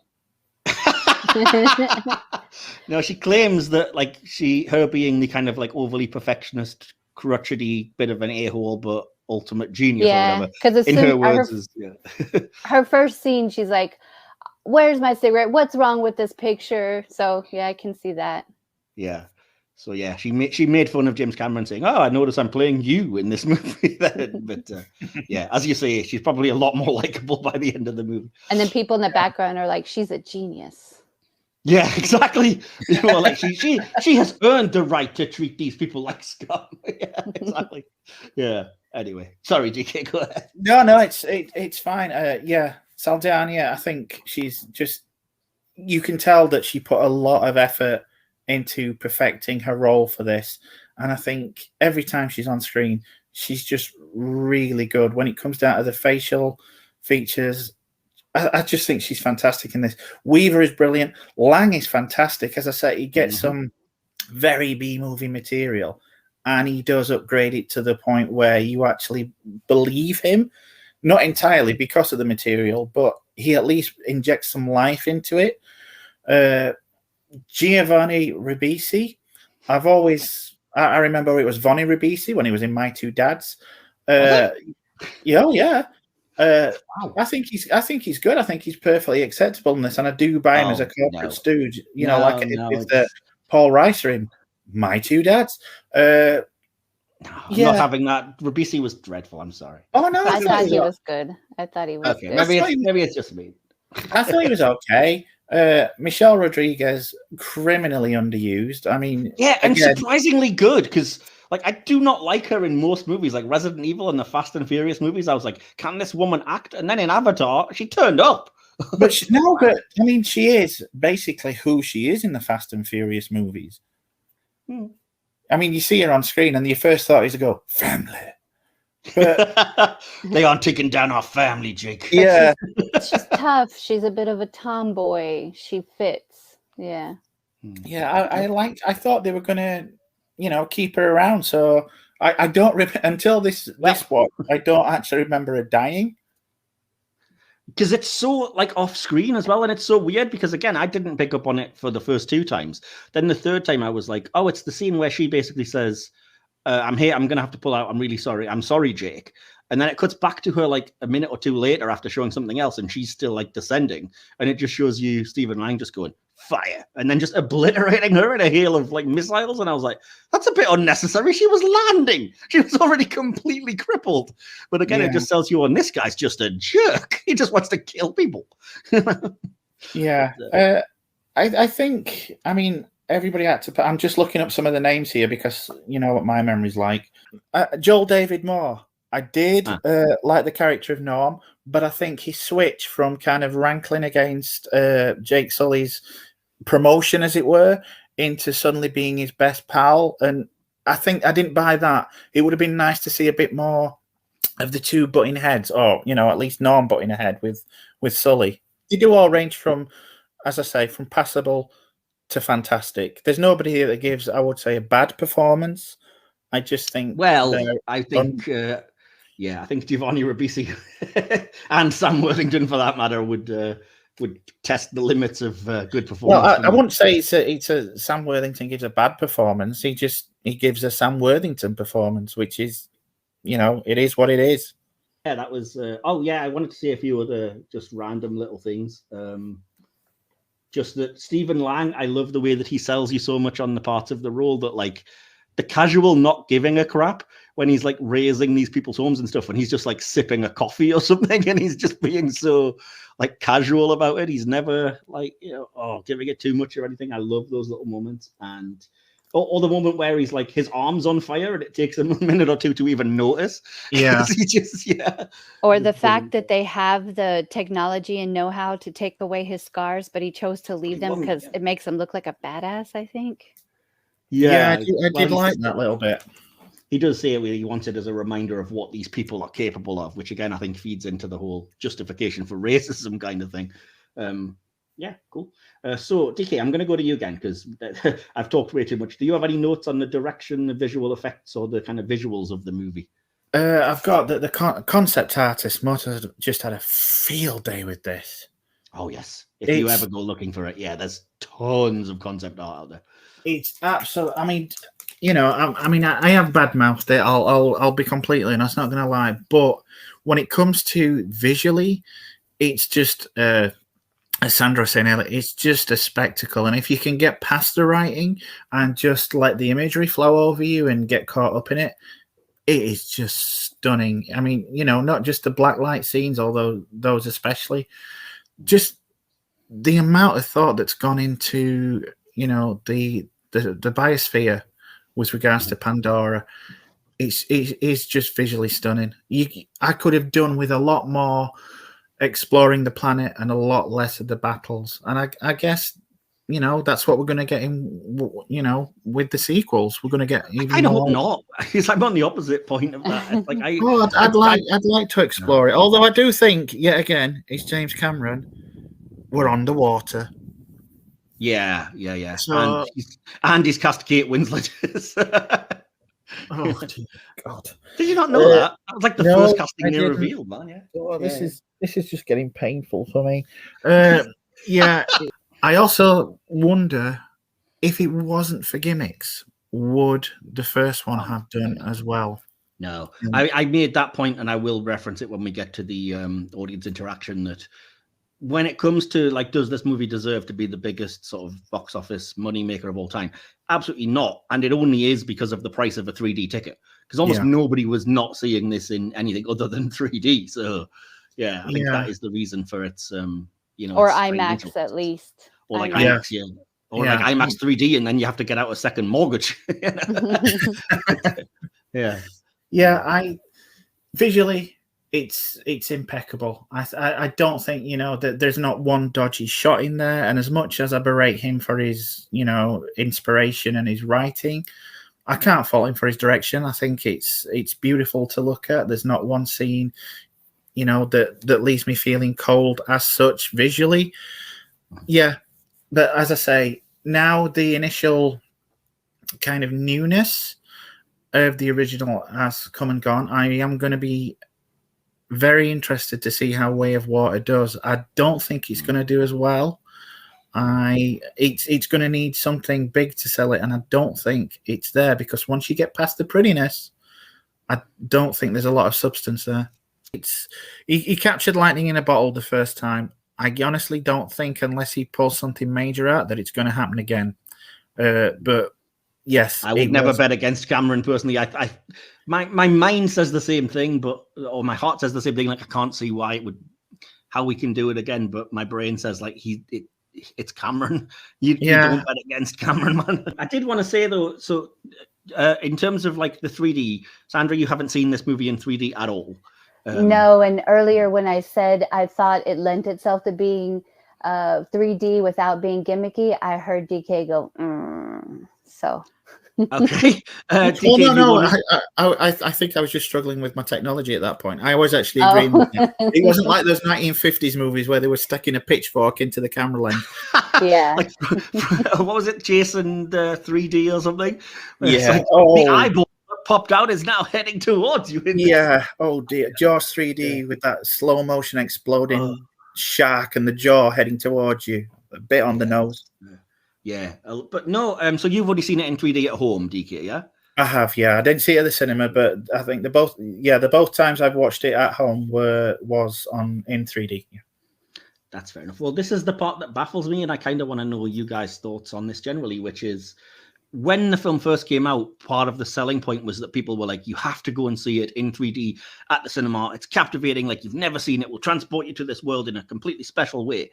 So when it came to being back out at the cinema in 3D recently, I was like, well, I've got to go because I missed out the first time around. And I went to see it in 3D at the cinema, and I was thoroughly underwhelmed.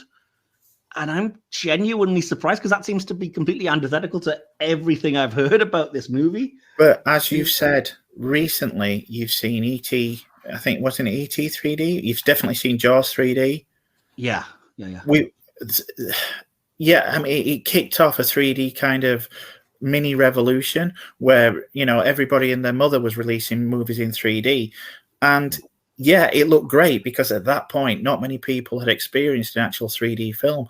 But since then, we had a huge succession of them, going from the other franchises, like the Marvel ones. All the Marvel ones, for the most part, were released in 3D. Star Wars started, they released Phantom Menace in 3D. You had things like, even minor releases like Dread, that was in 3D, and that was damn beautiful. Since then, it's obviously 3D's died a death, but you've had experience of these other 3D movies. So what was new to the audience at the time? I think though that's part of the issue is that, and that relates again to what you're saying, is that it'll be interesting to see what that does to the way of water then, because as an audience, presumably we've all seen, like as you said, Avatar may well have been the first time people had seen a digital 3D movie, and it was to them obviously captivating and took them to this world, but I couldn't get there. And I just felt like this just seems like every other 3D movie I've watched. Exactly. I mean, as much as I'm not his biggest fan, Cameron is a good showman, and I cannot believe that he's not looked at the spate of 3D movies since the original released and thought, how can we top this? He has to have something in the bag. Otherwise, he knows for a fact it's not going to fly. Yeah. And so, yeah, it'll be interesting to see what that is. But I just don't think personally, even though, not to, again, just disagree for the sake of it with you, Sandra, but even though you say it lends itself to 3D, I don't think the 3D really does add that much to a lot of the scenes in the movie. The only thing that I can remember notably being like, wow, this is really cool in 3D is the scene with the wood sprites landing on Jake. And that's only because there's so many things at various different like points and depths of the screen that you end up like, oh, wow, I can almost reach for this weird dandelion thing. But like when it got about past halfway to the battle scenes and all of the rest of the movie, I was just like, this may as well not be in 3D. It's having no decent effect on me any differently than if I was watching it at home in 2D. And I'm guessing that isn't what I was supposed to be feeling. I think, I will agree with Sandra here on the fact that it does lend itself to 3D, but I will add the caveat for certain sections. And it's when you're, to me anyway, is when they were exploring the planet. Right. I thought that looked extremely pretty. But again, when it came to the battle scenes, my brain kind of switched off anyway. So I didn't really expect. And you did have that scene at the end where Stephen Lang's, in the mech holding the knife out, and you're just saying, "Oh, watch it! You're gonna stab my popcorn bowl." But other than that, yeah, it's. I think it depends what you took from the scenes. Anyway, I mean, if you weren't that interested in the biodiversity compared to the battle scenes, you might not have picked up on that as much, if you know what I mean. I was, but it just didn't seem like it was a brand newly way of taking me there. It was just like, okay, it's a bit more depth. And anyway, that's it. And doesn't 3D kind of mute the colors too? Not in this case, I will say that. No, definitely not in this case. No. It does. Obviously, this, the screen is darker once the effect is turned on, but the colors were just as vibrant for me. I think that's probably why most of the key scenes that work best for me are the ones that Cameron has made, like bioluminescent and really, like you say, blacklight-ish, I guess, almost. So it really does work in that occasion. But yeah, like I said, when I watched it, I've now watched it on Blu-ray at home, and I already pointed out to you, DK, how the space shots in particular, the outer space shots when you're watching on an upscaled Blu-ray on a 4K player are absolutely mind-blowingly good and just better than the 3D cinema version, So like again, where's the gimmick for this next one? But we'll see. Yeah, for me, I'd rather have a very clear, very big picture as opposed to 3D any day of the week. Just because for me it does, I felt like it's darker. I don't like that. I don't like wearing the glasses. They bug me. So for me, I really don't like 3D. I rarely have seen anything in 3D. So I'm probably not a good judge, but then again, it's just my preference. Yeah. A lot of people would feel the same way. So yeah, just when it comes to the direction though, being a bit of a James Cameron nerd, I did notice a lot of his signature stuff. So I wanted to point out that when you see Jake's twin being cremated, his face is engulfed in flames in exactly the way of the Terminator in the opening credits of that movie. Again, the outer space shots and stuff are Cameron's kind of trademark. Cameron loves his blue coloring and his blue light filter, as you'll know if you've watched like Aliens or the Terminator movies. So it was hardly surprising that turns up a lot, and that's why that's the navy color, I guess, this kind of shade of blue. Everything else I've kind of said. The wood sprite scene worked well in 3D. The rest was underwhelming to me. And I did like the fact that it's another James Cameron sci-fi movie where Sigourney Weaver starts off by waking up.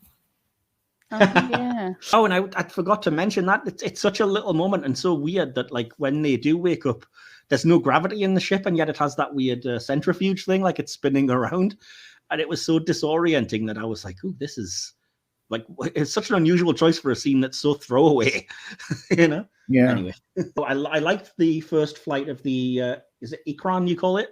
When they said, you know, it'll try to kill you, then you have to fly with it. I thought that was very well directed. But again, I actually preferred that at home than in 3D, which again is probably not what Cameron would have liked to hear me say. And again, just how visceral the attacks on home free and stuff were, I think was a very great visual. And yeah, otherwise, I just was curious how you guys would respond to the CGI and motion capture, which is the one thing that I will say just flawless, just incredible. Yeah. Right? Can't fault that whatsoever. I thought it was really good. There was the very first time we see Sigourney Weaver coming out, that was a bit jarring. And I'm not really sure why that was. I don't know if it's just because it was Sigourney Weaver, but just her walking up to Jake. I don't know if it was how she was walking. It was really jarring. But everything else I thought was good. I think there was an element of the uncanny valley when it came to Sigourney Weaver, because you had seen her, you know, prior just as Sigourney Weaver. So it was a little jarring when you first saw her as an avatar. That's all I had on that. So what was the next thing? Anything you wanted to say about the music or the sound? I only have like... Yeah, I've just got James Horner, just amazing. I could never fault James Horner. And you get little motifs from all his, you know, his big scores like Wrath of Khan and Battle Beyond the Stars, which is going back to, you know, really movie common stuff. But yeah, absolutely fantastic. The only thing that I kind of took issue with is I want Horner to be Horner, and sometimes it felt a little too influenced by I don't know if you know Carl Jenkins, the Welsh composer who did Ademus. A lot of it came through as that kind of thing. I don't know if he was subconsciously influenced or he spoke to Jenkins or Jenkins worked on it, but I could have done without that kind of chorus on some occasion. I can see why he did it, but I just love James Horner's work when it's just James Horner, as familiar as it sounds sometimes. Yeah, fair enough. I don't think I'm as music nerdy as you, so I didn't really pick up on that. But what about you, Sandra? Anything on the music and sound?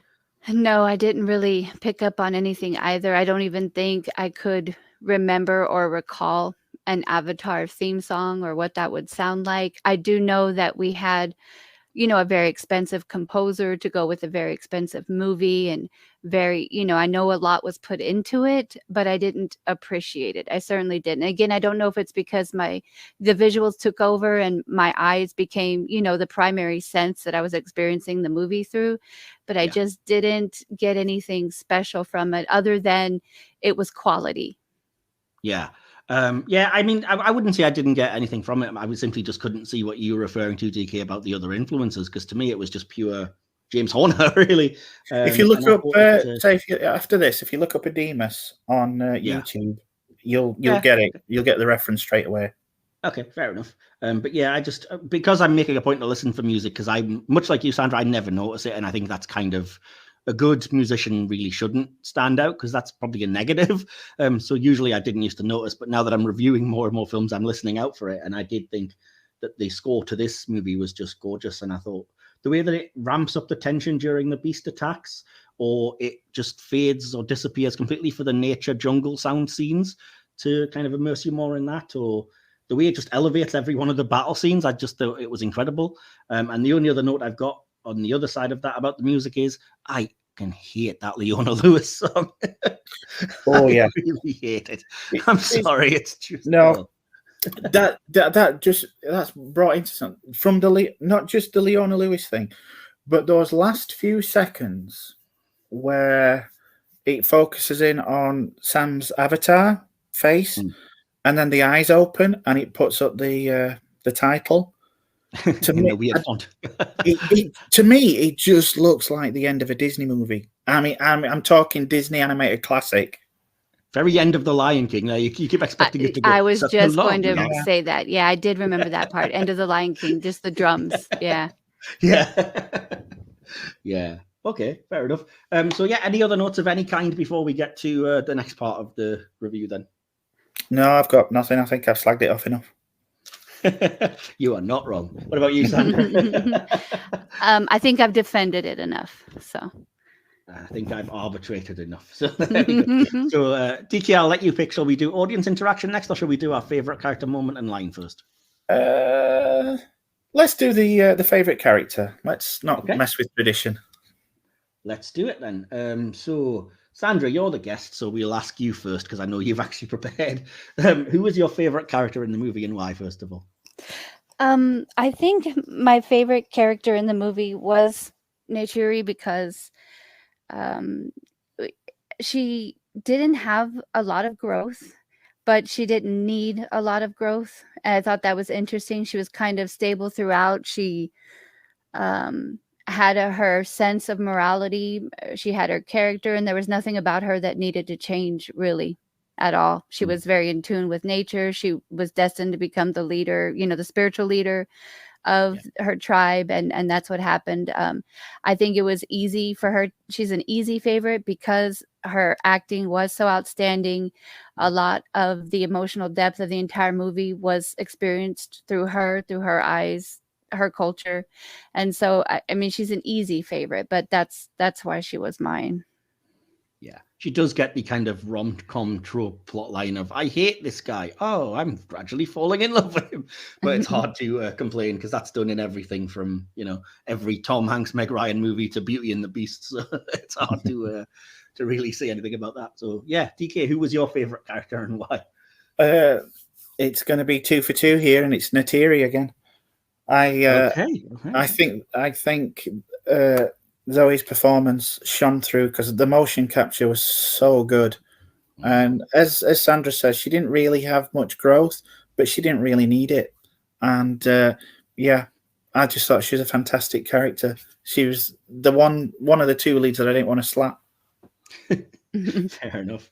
Well, get ready with the hot take graphic because my favorite character, if it hasn't been clear so far, was Sute.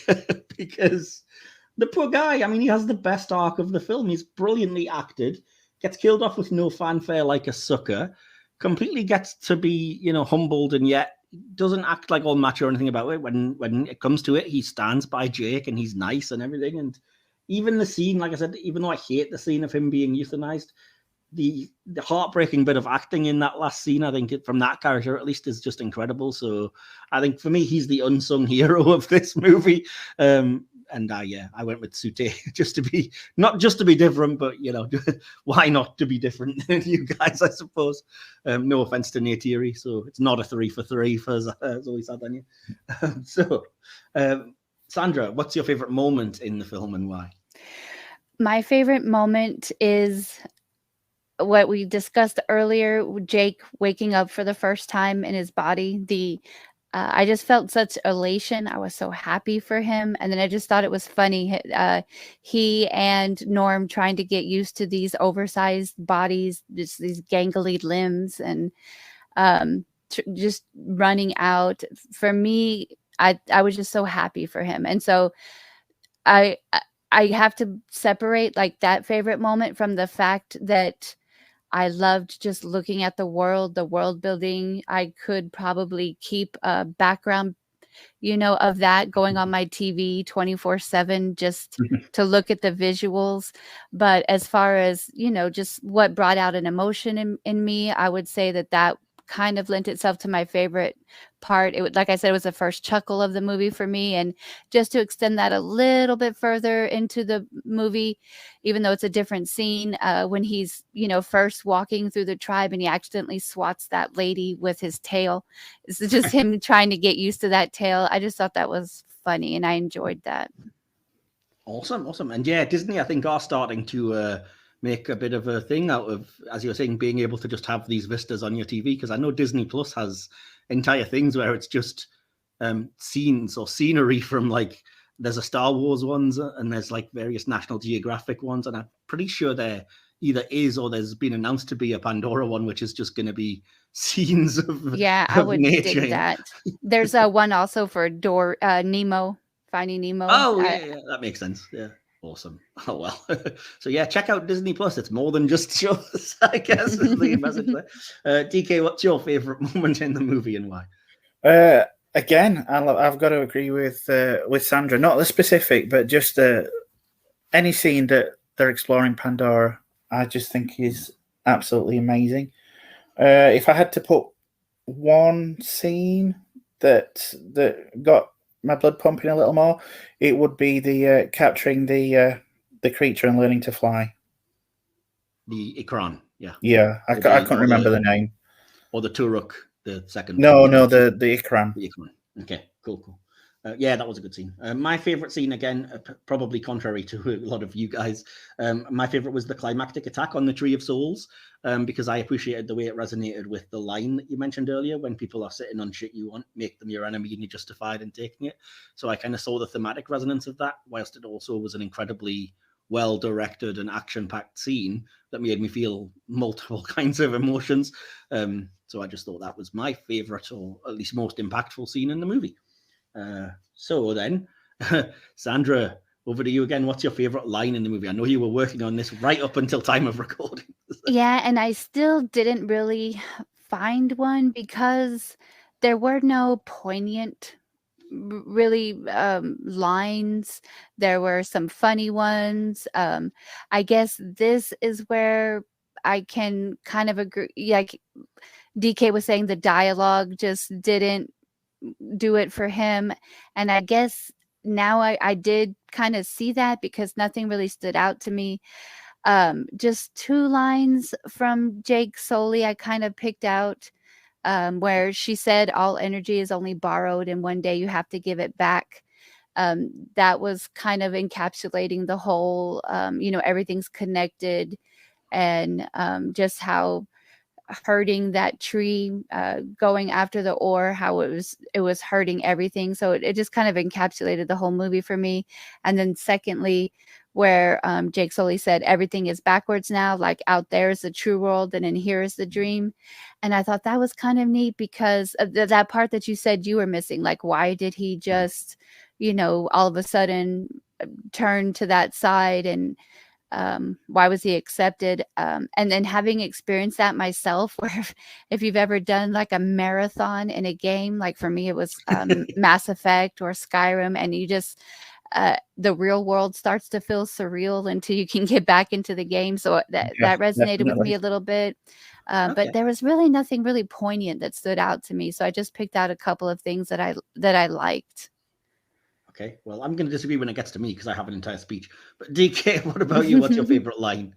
I'm not joking, but I've literally written not a lot of great choices. The one I do have, she said, all energy is only borrowed and one day you have to give it all back. Right, so, okay. Yeah, agreeing again there.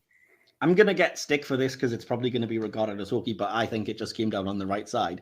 And my favorite line, I say jokingly because it's, a speech, is, if Grace is there with you, look in her memories. She can show you the world we come from. There's no green there. They killed their mother and they're going to do the same here. More sky people are going to come. They're going to come like a rain that never ends unless we stop them.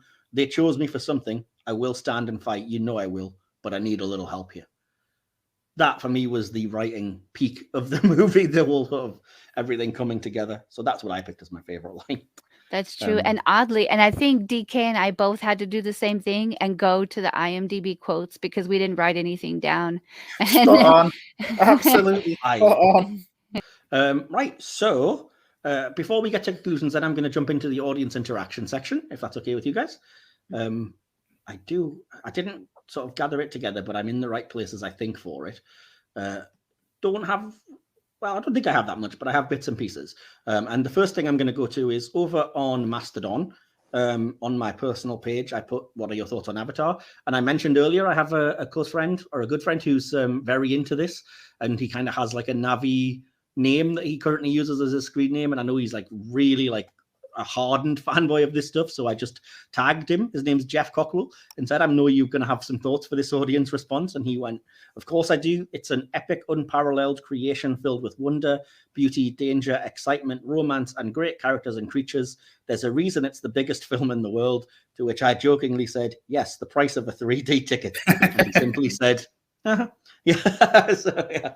He was I mean, it did have all those things. He wasn't wrong there.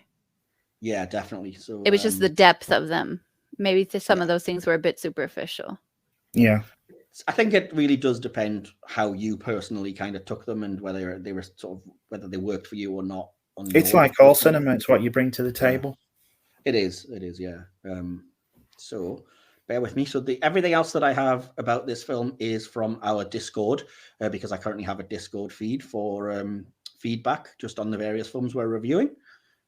Again, links to all of our social medias and what have you will always be in the description, so you can find us there, because we are no longer on Twitter for Nazi reasons. So let me just have a look. I put out something on the Discord to just say, after multiple responses to the top 10 Disney that I have to scroll through, thoughts on Avatar. Right. And this is, as I said, the confusing thing for this is that it seems to be universally loathed. So Herald of Creation just said, my wife bought a copy on DVD for £1. I put it on, but turned it off after about 15 minutes, and Aliens is her favorite film.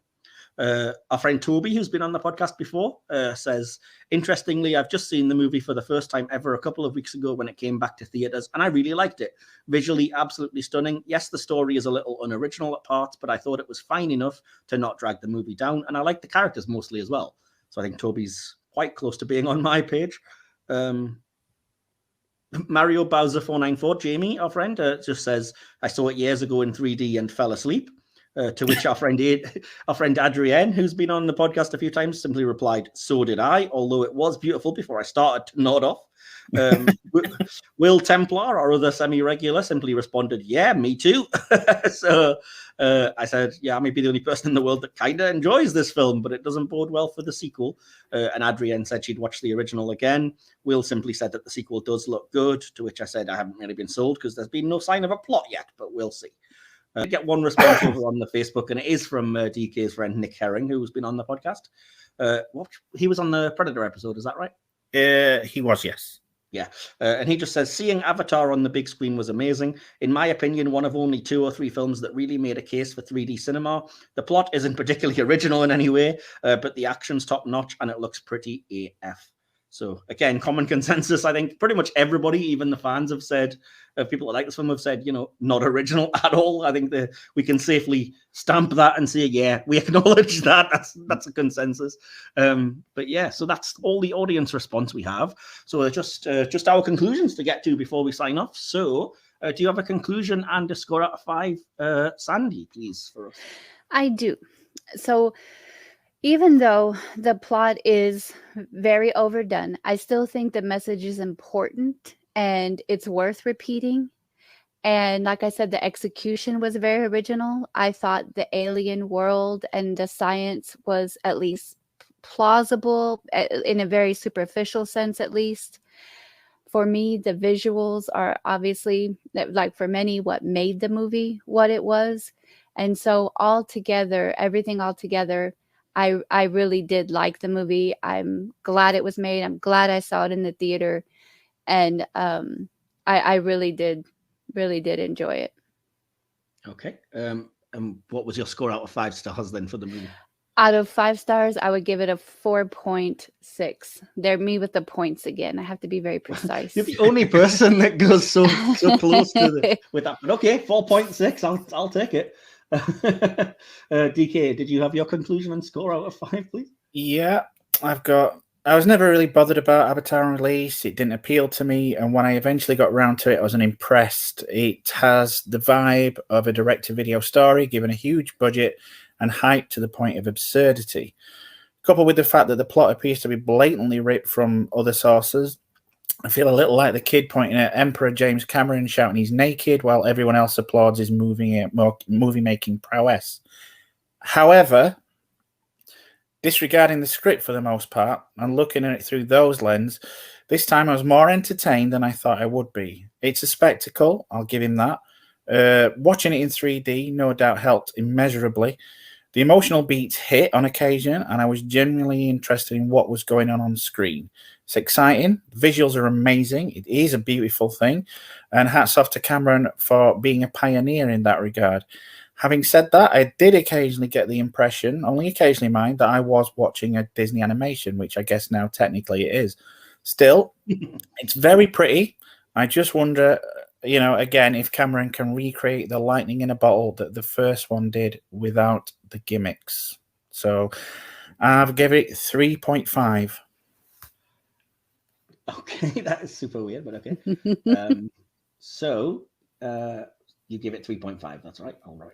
Yeah, it's not a bad movie. Don't get me wrong. I know I've bad-mouthed it a little. It's not an awful movie, and I will happily sit down and watch it again. It's just that I would rather watch Buckaroo Banzai. Oh, I wouldn't say that, but okay. Fair enough. So yeah, my conclusion, and again, sorry, it's long-winded. I say that all the time, but it just kind of is this time. I had a lot of thoughts. A basic and unoriginal story is elevated by masterful directing, some brilliant performances, an evocative score, and groundbreaking special effects. The same could be said, in fact, of almost every James Cameron film. But this, for me, never quite reaches the heights of his best, with the cracks and paper-thin plotting a bit more evident, and a story that makes its influences painfully clear and struggles to be as interesting. The strength is the world building, and if you allow yourself to get invested and immersed, there's a whole lot to like. Although there are some pacing issues, that I know I say that a lot, but I don't think it was ever a boring experience. And even without 3D, it's a gorgeous spectacle to watch. I've seen it 3 or 4 times now, and I could still watch it again. But I do recognize that it might be a struggle for other people to get invested, and the film doesn't necessarily make it easy. I like the film quite a lot, but I feel like it's been hurt by its own record-breaking status and the pedigree of its director. It thoroughly does not deserve to be the highest-grossing movie ever, and it's definitely in the middle of Cameron's repertoire, but it's not as bad as its worst critics make out either, with plenty to like, as I noticed in the first paragraph of this conclusion. So finally, like every other Cameron movie that has one, the extended cut is the superior version, and I also gave it 3.5 out of 5, which is bizarre because I thought I was completely on the opposite page to you, DK, and gave it the same score. So there we go. So we take those scores, obviously, add them up, share them by 3 to get an average for the podcast to give us our final score. And so our final score for Avatar then is 3.86 out of 5. So I think that's fair. Yeah. So yeah, that's not bad, not bad. Let me just note that down for when I'm making the graphic. It's actually 3.86 recurring, but you know, it's like 3.86666667 or something. But you know, I'm narrowing it around.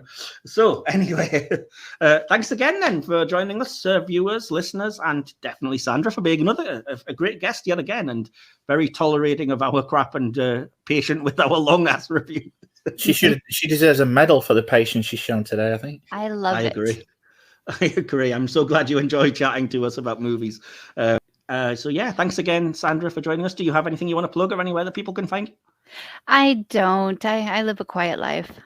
Just watching movies. Fair enough. Well, you can always catch the previous episode on First Man that we did with Sandra, and this one, and maybe upcoming ones. You never know, because we're fond of her and she's a good guest. Twice guesting in 2022 now. So yeah, DK, how about you? How are you doing? And do you have anything you want to quickly plug to the audience? No, anything that I want to plug also features you, mate. So yeah, just find us here, social media. The link's in the description. Awesome. Yeah, just to echo what DK said, you can find links to our link trees and a few of our social medias below the link trees. The best way to find everything, because there's a lot of things to list now. Do look out for prompts for audience responses and things, or prompts if we ask for guests, though we do have a schedule for next year and a lot of things booked. So be quick if you are interested in getting in there for that. And yeah, stay tuned, because as I said, we are having a very busy December. We're releasing a movie every week, every week. So next week, we'll be back with our Christmas special, as it will be airing just a few days before Christmas. And shall we reveal the movie we're going to be reviewing, DK? Why not? We've got a bumper treat lined up for you lucky people. Okay, do you want to tell the audience what it'll be? No, I'll leave it to you, mate. So, yeah, we are going to be not feeding our pets after midnight, getting them wet or exposing them to bright light as we review the movie Critters. No, Gremlins, of course. So, yeah, a couple of surprises there, including some festive treats and, yeah, some input from somebody you might not expect. So do tune in for our Christmas special for that. And then we'll be back with an end-of-year review on, DK, remind me, what date was that again?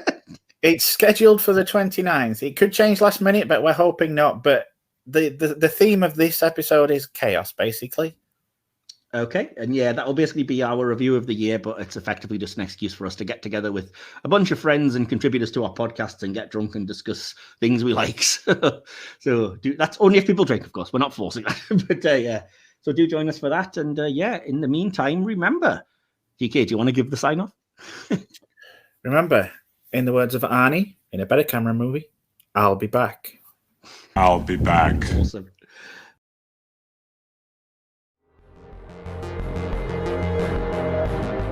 been listening to the Silver Screen Podcast, hosted by Michael Wilson and DK. Created, produced, and edited by Michael Wilson. Behind the scenes sections and additional material produced by DK.